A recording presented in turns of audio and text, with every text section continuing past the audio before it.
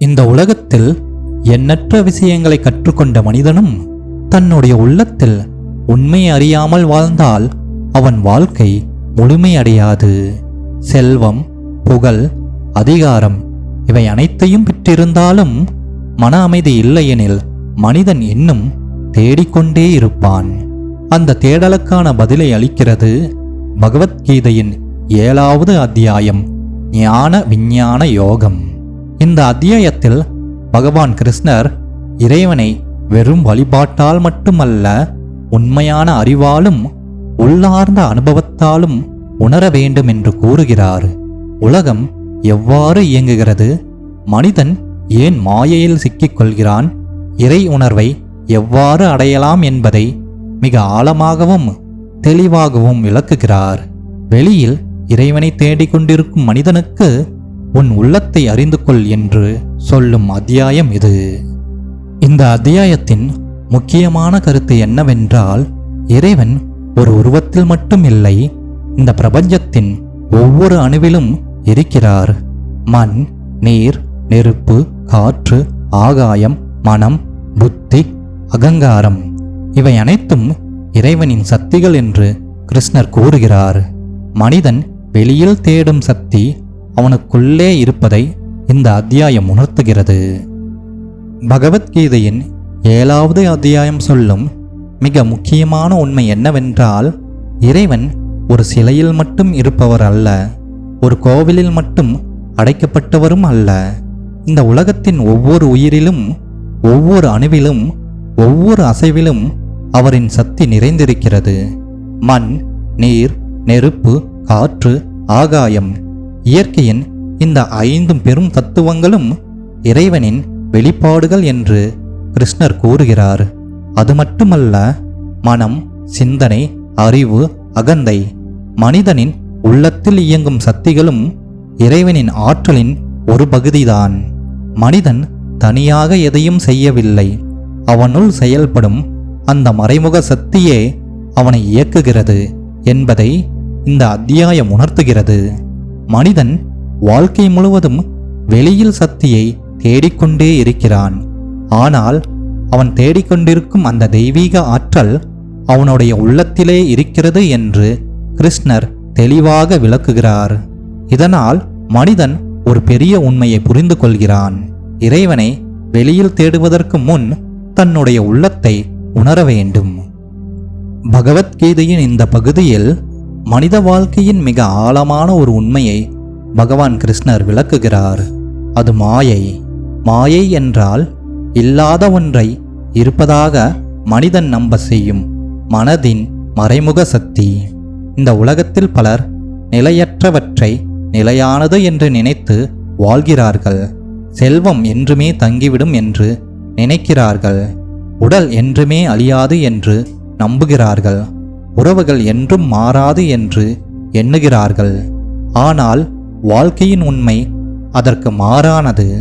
இந்த உண்மையை மனிதன் புரிந்து கொள்ள முடியாமல் போனதற்கு காரணம் அவனை சுற்றி இயங்கும் மாயை. ஆசை, கோபம், பொறாமை, பயம், பேராசை, இந்த 5 இருட்டான உணர்வுகள் மனிதனின் மனதை மெதுவாக கட்டி போடுகின்றன. ஆசை அதிகமானால் அமைதி மறைகிறது. கோபம் வந்தால் அறிவு மறைகிறது. பொறாமை வந்தால் மகிழ்ச்சி மறைகிறது. பயம் வந்தால் தைரியம் மறைகிறது. பேராசை வந்தால் மனிதநேயம் மறைகிறது. இதனால் மனிதன் உண்மையை தெளிவாக பார்க்க முடியாமல் தவிக்கிறான். தவறான பாதையில் சென்றாலும் அதையே சரி என்று நம்ப ஆரம்பிக்கிறான். ஆனால் பகவான் கிருஷ்ணர் ஒரு நம்பிக்கையும் தருகிறார்.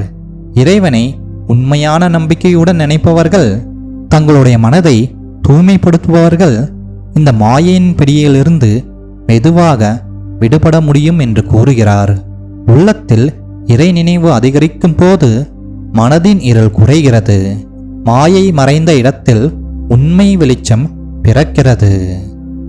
பகவத்கீதையின் 7வது அத்தியாயத்தில் மனிதர்கள் எந்த காரணத்திற்காக இறைவனை நாடுகிறார்கள் என்பதை பகவான் கிருஷ்ணர் மிக அழகாக விளக்குகிறார். அவர் கூறுவது என்னவென்றால், இறைவனை நினைக்கும் மனிதர்கள் அனைவரும் ஒரே மனநிலையுடன் இருப்பதில்லை. அவர்களில் 4 வகையானவர்கள் உள்ளனர். முதலாவது, துன்பத்தில் தவிக்கும் மனிதர்கள். வாழ்க்கையில் வேதனை அதிகரிக்கும் போது, எல்லா கதவுகளும் மூடப்பட்டதாக தோன்றும் போது மனிதன் இறைவனை தேடி செல்கிறான். இரண்டாவது, செல்வமும் வசதியும் வேண்டுபவர்கள். வாழ்க்கையில் வெற்றி, பணம், புகழ், அதிகாரம் இவற்றை பெற வேண்டும் என்ற ஆசையால் இறைவனை வணங்குபவர்கள். மூன்றாவது, அறிவை தேடுபவர்கள். இந்த உலகத்தின் உண்மை என்ன, மனித வாழ்க்கையின் நோக்கம் என்ன, இறையுணர்வு என்றால் என்ன என்பதை அறிய விரும்பி இறைவனை நாடுபவர்கள். நான்காவது, உண்மையை முழுமையாக உணர்ந்த ஞானிகள். இவர்கள் இறைவனை ஒரு தேவைக்காக நாடுவதில்லை. அவர்களின் உள்ளத்தில் இறைவன் என்ற உணர்வு நிரந்தரமாக வாழ்கிறது. அவர்கள் இறைவனை பயத்தால் வணங்குவதில்லை, பலன் கிடைக்கும் என்பதற்காகவும் வணங்குவதில்லை. அன்பால், உண்மையான பக்தியால், உள்ளத்தின் தூய்மையால் இறைவனை உணர்கிறார்கள். அதனால்தான் இந்த 4 வகை மனிதர்களில் ஞானி மிக உயர்ந்தவர் என்று பகவான் கிருஷ்ணர் கூறுகிறார். ஏனென்றால் அவருக்கு இறைவன் ஒரு தேவையல்ல, அவருடைய வாழ்வின் மூச்சாக மாறியிருக்கிறார். பகவத்கீதையின் இந்த பகுதியில் பகவான் கிருஷ்ணர் இறைவனின் உண்மையான இருப்பை மிக எளிமையாகவும் ஆழமாகவும் விளக்குகிறார். அவர் கூறுகிறார், நீரின் சுவையில் நான் இருக்கிறேன், சூரியனின் ஒளியில் நான் இருக்கிறேன், நிலவின் அமைதியில் நான் இருக்கிறேன், மனிதனின் தைரியத்தில் நான் இருக்கிறேன். இதன் அர்த்தம் என்னவென்றால், இறைவன் ஒரு குறிப்பிட்ட இடத்தில் மட்டும் இருப்பவர் அல்ல, ஒரு கோவிலில் சுவற்றுக்குள் மட்டும் அடைக்கப்பட்ட சக்தியும் அல்ல. இந்த உலகத்தில் உயிர் துடிக்கும் ஒவ்வொரு இடத்திலும் அவரின் இருப்பு நிறைந்திருக்கிறது.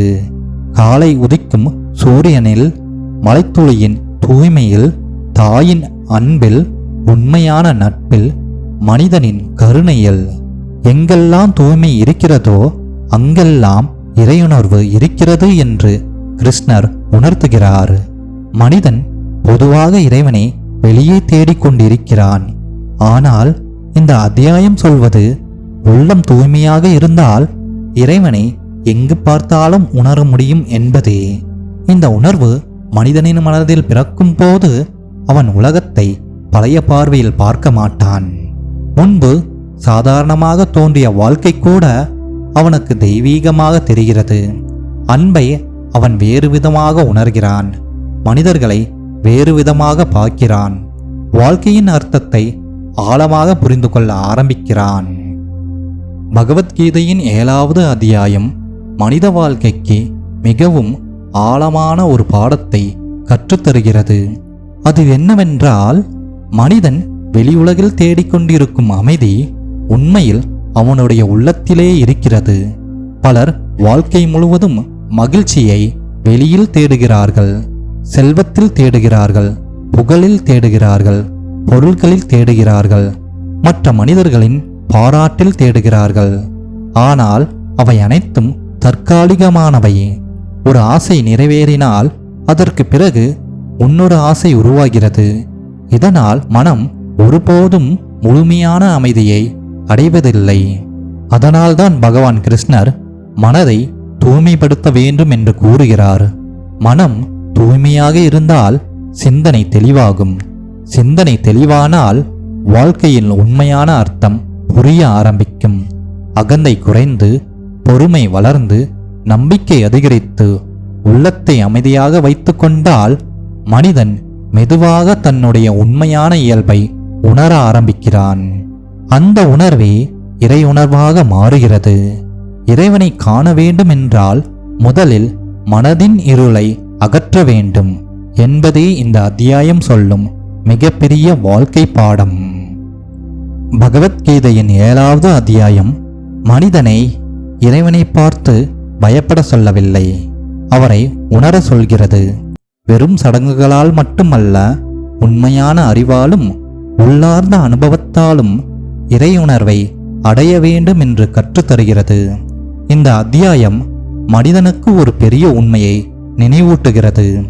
இறைவன் எங்கோ தூரத்தில் இருப்பவர் அல்ல, நம்முடைய உள்ளத்தில் அமைதியிலும் அன்பின் உண்மையிலும் வாழ்கின்ற சக்தி. அதனால் மனிதன் முதலில் தன்னுடைய மனதை புரிந்து கொள்ள வேண்டும். மனதில் இருக்கும் பயம், அகந்தை, பேராசை, பொறாமை இவற்றை வெல்லாமல் உண்மையான அமைதியை அடைய முடியாது. அறிவுடன் வாழவும், நிதானமாக சிந்திக்கவும், அன்புடன் நடக்கவும், ஒவ்வொரு உயிரிலும் இறையுணர்வை காணவும் இந்த அத்தியாயம் மனிதனை வழிநடத்துகிறது. உலகத்தை மாற்ற வேண்டும் என்று நினைப்பதற்கு முன் நம்முடைய உள்ளத்தை மாற்றிக்கொள்ள வேண்டும். ஏனென்றால் உள்ளம் தெளிவானால் வாழ்க்கை தெளிவாகும்.